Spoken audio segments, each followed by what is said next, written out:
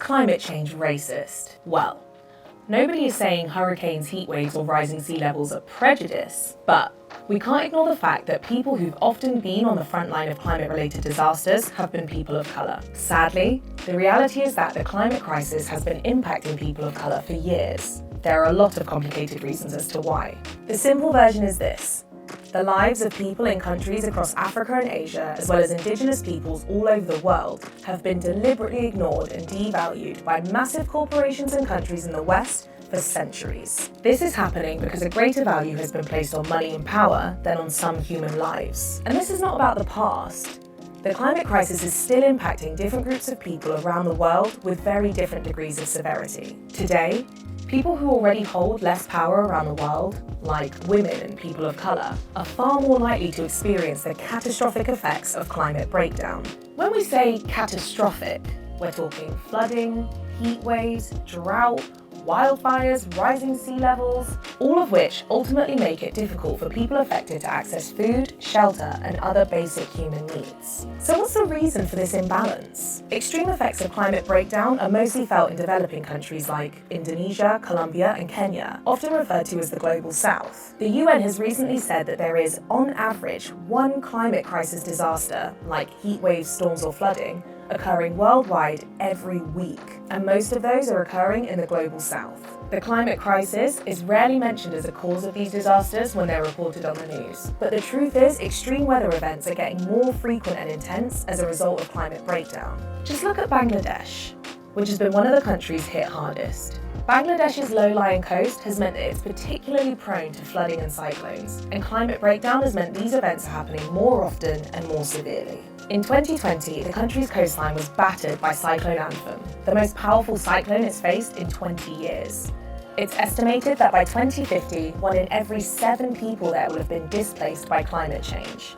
And here's the kicker. The people most affected are also much less likely to have contributed to the problem in the first place. Researchers at Oxfam found that someone in the UK will take just 5 days to emit the same carbon as someone in Rwanda does in an entire year. By the 12th of January every year, the average Brit's emissions will have overtaken the annual per capita emissions of a further 6 African countries: Malawi, Ethiopia, Uganda, Madagascar, Guinea, and Burkina Faso. But this isn't about blaming people who occasionally forget to switch the kitchen lights off, or who take one family holiday a year. There are a handful of companies causing the vast majority of damage to the planet. In 2017, the Carbon Majors report identified 100 companies that had contributed to 71% of the world's greenhouse gas emissions since 1988. Some of the worst offenders are BP, Shell, and ExxonMobil.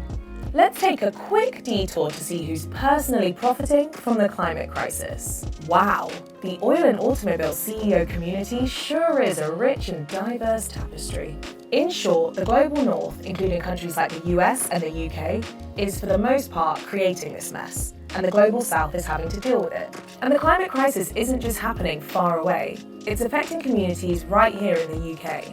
Black, African, and Caribbean people are exposed to higher levels of illegal air pollution than any other ethnic group in the UK. This isn't an accident. People of colour in Europe and North America are more likely to live in bad quality housing in built-up areas and are far more likely to work in industries where they're more exposed to pollution due to structural racism. So if we're serious about tackling racism and climate change, we should start to address the huge inequalities and injustices that people of colour face right here in the UK too. While people of colour in the Global South are at the front line of climate-related impacts, they've also been the first to resist environmental destruction. Indigenous knowledge has been key to conserving the planet so far. For thousands of years, people of colour have lived in harmony with nature by practicing sustainable farming and effective fire and waste management techniques, which are often more friendly to the planet than industrial solutions. They are also on the front line of the global fight to save the natural world.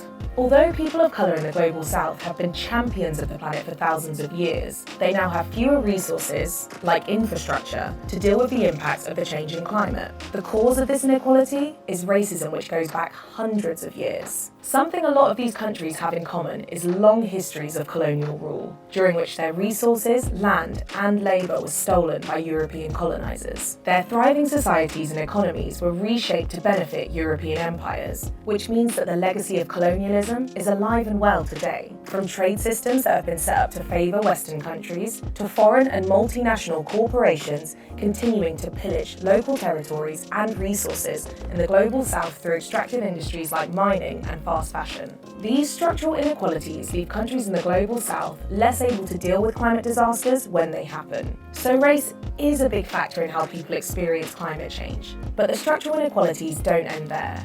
Gender, sexuality, age, disability, and more can also play a part. The unfortunate truth is that the climate crisis is affecting people who are already marginalised far more. That means it's impossible for us to talk about the climate breakdown without talking about inequality, because one is crucial to our understanding of the other. We must call on governments and corporations to tackle the climate emergency urgently, and in the process, help to correct these ingrained inequalities to create better, more equal societies. So there we have it. Climate change isn't racist, but people still are. Politicians, corporations, and entire countries in the global north have been and continue to be responsible for people of colour paying the price for the climate emergency. That's why the climate crisis is a race issue. We can't win the fight against climate chaos without dealing with racism. Find out how you can take action. Click the links below and subscribe to our channel for more content like this. Thanks for watching. Please share this video.